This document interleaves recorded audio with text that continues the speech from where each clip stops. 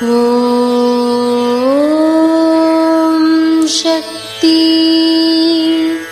ஓம் சக்தி. ஓம் சக்தி. ஆன்மீகத் துறைக்கு வந்துவிட்ட உங்களுக்கு பொறுப்பு இருக்க வேண்டும். உங்கள் ஐம்புலன்களையும் அடக்குவதற்கே தியானம்.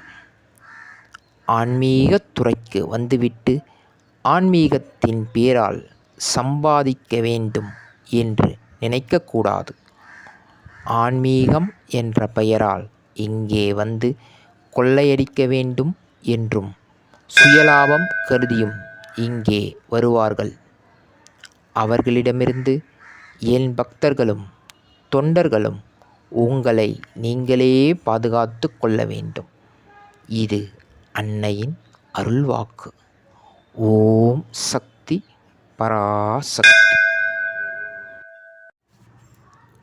ஓம் சக்தி.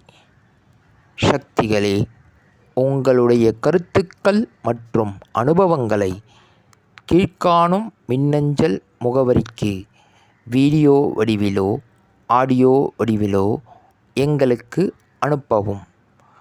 மற்றும் மறுவூர் மகிமை யூடியூப் சேனலை சப்ஸ்கிரைப் செய்யவும்.